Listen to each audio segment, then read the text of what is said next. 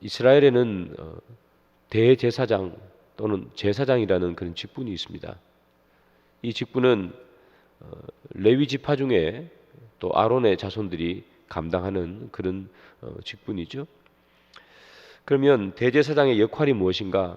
오늘 본문 3절에 기록되어 있는데요.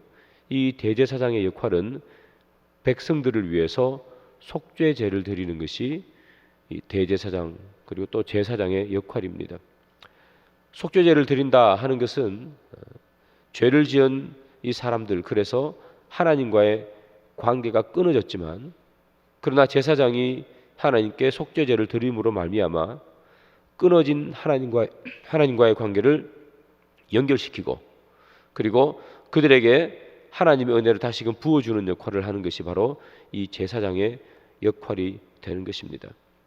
그래서 이 제사장의 역할은 하나님과 사람을 연결시켜주는 그런 역할이기 때문에 이 이스라엘에 있어서 가장 중요한 역할을 담당했던 것이 바로 제사장이고, 어떤 의미에서 보면 이 제사장의 역할은 왕보다 더 중요한 그런 역할을 이스라엘에서는 했었던 것입니다.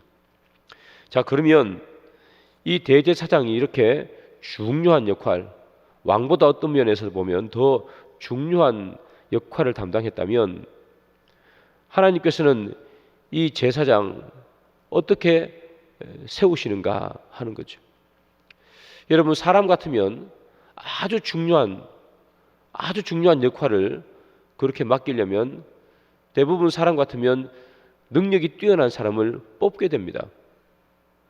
요즘 선거가 시작되잖아요, 그죠? 그래서 보면 막 플랜카드도 붙어 있고, 그래서 우리는 저 많은 사람들 중에 어떤 사람이 뛰어난가, 제일 뛰어날 것 같은 사람을 우리는 뽑아주지 않습니까?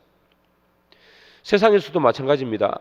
아주 중요한 역할을 맡은 사람은 공부도 잘하고 외국어도 잘하고 그리고 여러 가지 전문 지식도 있고, 그런 사람들을 보통은 뽑아서 중요한 역할을 맡기게 되죠.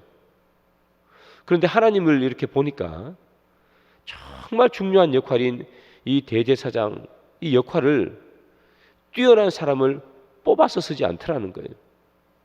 어떻게 쓰는가 하면 레위 지파 중에 아론의 자손들이 자동으로 감당하게 되어 있는 거예요.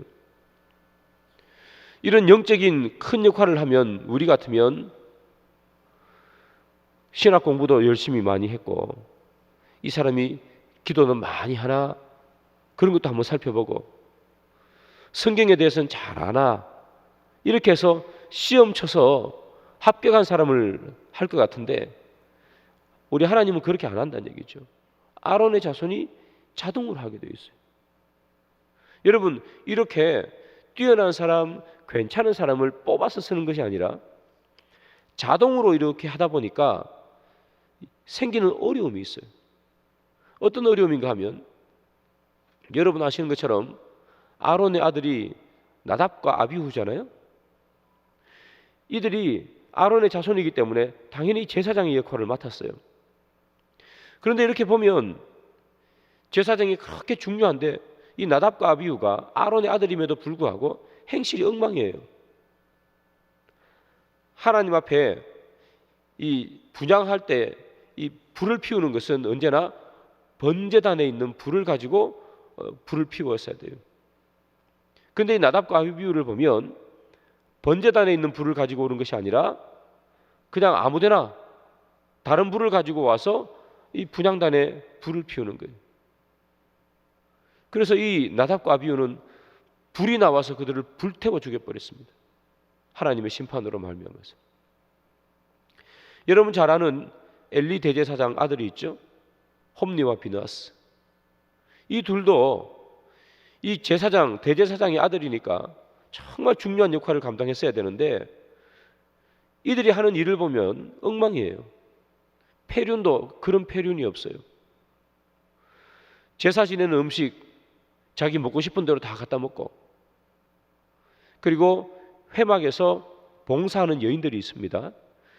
이 여인들과 음란한 행위를 하고, 그래서 이렇게 보면 정말 중요한 직분이라서 정말 영적으로 깨어있고 모든 사람들보다 앞서 있어야 됨에도 불구하고 이 나답과 아비후도 그렇고 홈리와 비나스도 그렇고 아버지가 대제사장인데 그들이 하는 행실은 엉망이라는 거예요. 그래서 홈리와 비나스 같은 경우에는 전쟁터에 나가서 한날 한시에 죽어버리잖아요. 그리고 자기 부인도 애를 낳다가 죽죠. 그래서 애가 태어났는데 이가봇 하는 것이 바로 이들 아닙니까? 하나님이 심판해 버리시는 거예요. 그러면 그렇게 중요한 역할을 맡았으면데 왜 이렇게 뛰어난 사람을 뽑지 않고 자동으로 이렇게 내려오게 하는가? 그건 이유가 있는 거예요. 오늘 본문 히브리서 5장 2절이에요. 우리가 다 같이 한번 읽어보겠습니다. 시작. 그가 무식하고 미혹된 자를 능히 용납할 수 있는 것은 자기도 연약에 휩싸여 있음이라. 여기서 그가 하는 것은 이 대제사장을 말하는 겁니다. 그가 무식하고 미혹한 자를 용납할 수 있다는 거예요. 왜 하나님께서 그렇게 참 나답과 아비후 같은 그런 인간이 제사장이 될 수 있음에도 불구하고 왜 뛰어난 사람을 뽑지 않고 자동으로 내려가게 했는가 하면 그가 제사장이 무식하고 미혹한 자를 용납할 수 있대요. 무식하다 하는 말은 지식이 없다는 얘기가 아니라 하나님에 대해서 잘 모른다는 겁니다. 지식적으로 모른다는 의미가 아니라 하나님을 무시하고 산다 이런 말이죠. 그리고 미혹된 자, 하나님을 무시하고 살기 때문에 죄를 짓는 자들 이런 얘기를 막 사는 사람들이란 얘기죠. 그들을 용납할 수 있다. 용납할 수. 이해하고 긍휼히 여길 수 있다는 거예요. 자, 왜 하나님은 그런 인간 중에서도 자동으로 내려오게 해서 엉뚱한 사람이 제사장이 될 수 있음에도 불구하고 그런 시스템을 선택했느냐 하면 그들도 연약하다는 거예요. 그들도 연약하기 때문에 이런 무식하고 미혹된 자를 이해한다는 거예요. 이해한다. 자기도 죄를 짓고 사니까 이 백성들이 와가지고 나 이런 죄를 지었습니다. 속죄제를 좀 드려주세요. 이렇게 얘기하면 그 제사장이 그들을 이해한단 말이에요. 만약에 이 대제사장이 엄청나게 그 고귀하고 죄도 짓지 않는 그런 사람이라면 그런 하나님을 잘 모르고 죄 짓는 사람이 와서 내 이런 죄를 지었는데 용서 좀 해주세요. 그러면 그들을 용납하는 게 아니라 어떻게 합니까? 심판해 버린다는 거예요. 아니 어떻게 이런 죄를 지을 수가 있어? 왜 배고파서 빵을 훔쳐 먹었다고 생각하면 아니 어떻게 배고파서 빵을 훔쳐 먹을 수가 있어? 아니 어떻게 시간이 없다고 성경을 안 읽어? 어떻게 기도도 안 하고 살 수가 있어? 아무리 바빠도 하루에 기도 1시간 이상은 해야지. 대제사장이 너무 고결하고 죄를 짓지 않으면 사람들을 이해할 수 없다는 거예요. 그래서 그도 연약하기 때문에 그도 죄를 짓는 사람이기 때문에 죄를 짓는 사람이 오면 그 사람을 이해한다는 거예요. 아, 그래 배가 고파서 빵을 훔쳤구나. 빵을 훔친 건 잘못인데 얼마나 배가 고팠으면 이 빵을 훔칠 생각을 했겠니? 얼마나 시간이 없고 바쁘면 기도를 못했겠니? 기도 못한 것은 잘못인데 그럼에도 불구하고 정말 바빠서 기도 못할 때도 있지. 나도 진짜 바쁠 때 기도 못하고 나도 그렇게 살아봤어. 나도 살면서 대제사장이지만 죄 안 짓는 것이 아니라 나도 죄 짓고 살아. 이리 와. 내가 용서해 줄게. 내가 하나님 앞에 속죄제를 드려줄게. 이렇게 자기도 연약하기 때문에 그 사람들을 용납할 수 있다는 거예요. 그래서 하나님께서 죄를 짓는 연약한 사람임에도 불구하고 완벽한 사람을 제사장으로 세우는 것이 아니라 연약한 사람을 제사장으로 세운다는 거예요. 그래서 오늘 본문 3절에 보면 대제사장 자기 자신이 그렇게 약하니까 백성들을 위해서 속죄제를 드림과 동시에 자기를 위해서도 속죄제를 하나님 앞에 드려야 된다, 그렇게 말하고 있어요.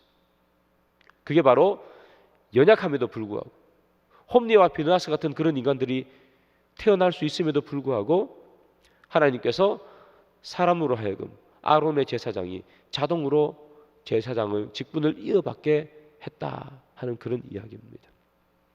그런데 여러분, 이 대제사장이 자기 자신이 연약해서 사람들을 이해하고 용납하는 것은 참 좋은데, 자기 자신이 연약하다 보니까 아까와 같은 홈리와 비느하스 같은 그런 힘든 일도 생기더란 말이에요.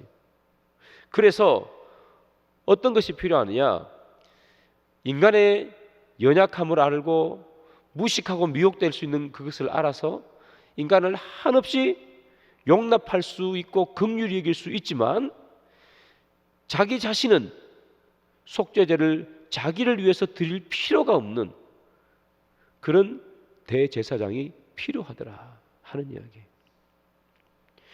인간 대제사장은 그런 대제사장은 아니잖아요.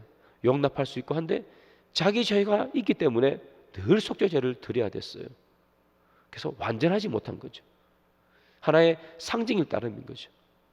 그런데 자기는 죄를 짓지 않음에도 불구하고 죄 짓는 사람을 온전히 이해하고 받아줄 수 있는 대제사장, 그게 필요했습니다.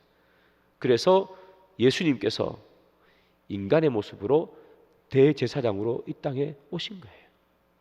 그걸 히브리서 5장 10절에서는 이렇게 말합니다. 우리가 5장 10절을 다 같이 한번 읽어봅니다. 시작. 하나님께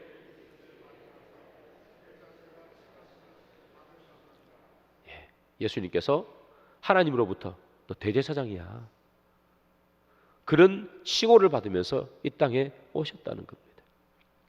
자, 그러면요, 이 예수님께서는 자기를 위해 속죄제를 지을 필요는 없습니다. 죄를 짓지 않으셨기 때문에.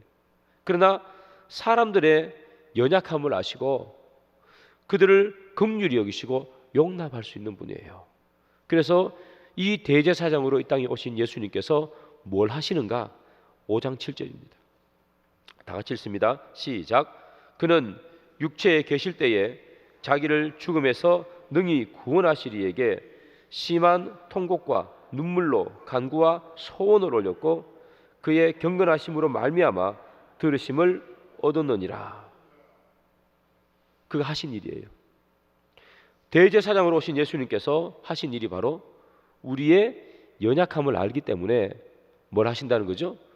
심한 통곡과 눈물로 하나님께 간구했다, 그렇게 말하고 있습니다.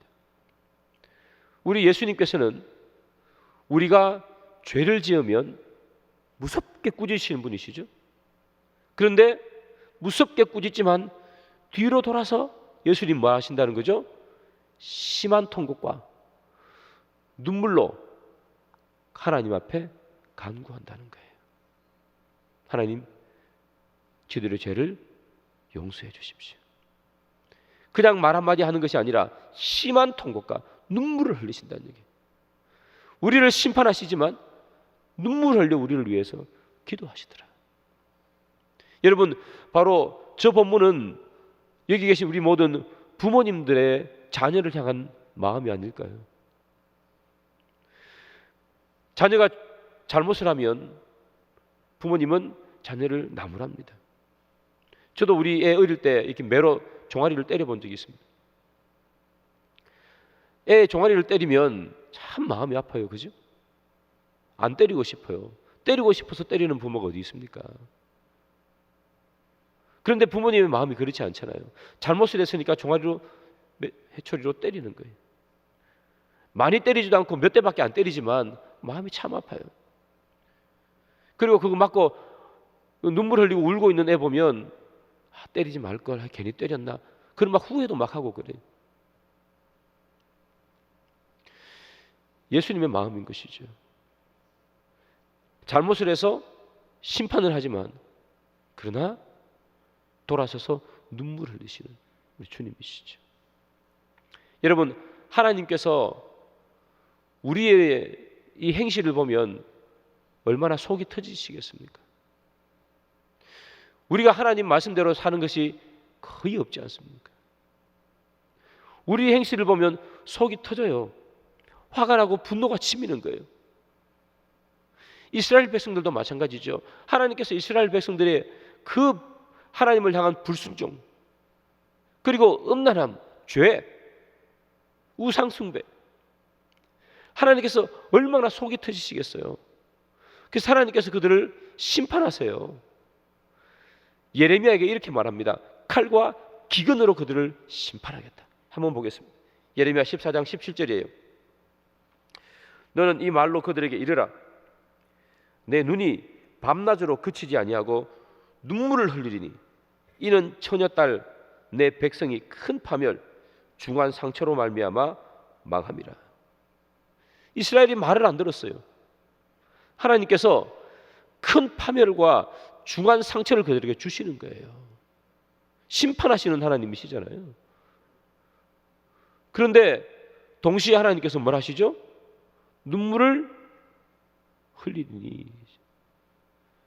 이스라엘이 범죄하면 하나님 심판하시지만 하나님 기뻐하시고 고소해 하셔서 심판한 게 아니에요. 하나님은 심판하시면서 동시에 뭘 하시는 거죠?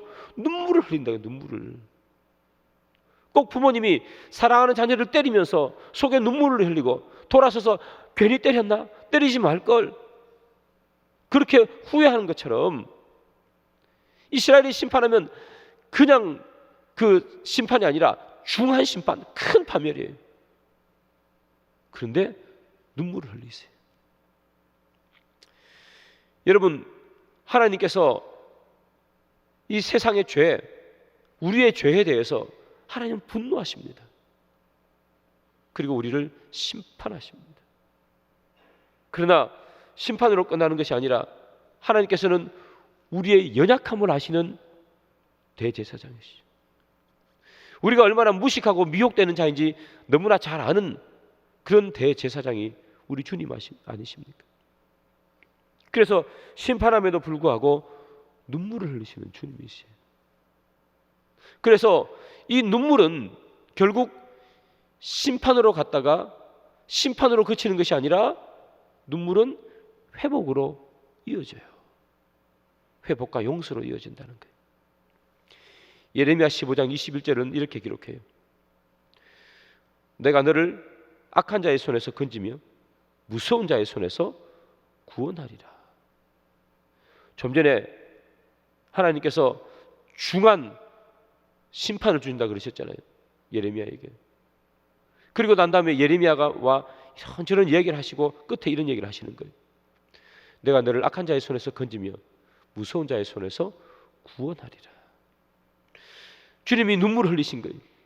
그러니까 큰 심판과 중한 상처를 그들에게 주지만 그것으로 그치는 것이 아니라 이 눈물은 악한 자의 손에서 건지며 무서운 자의 손에서 건지시는 것으로 결국 나타나는 거예요.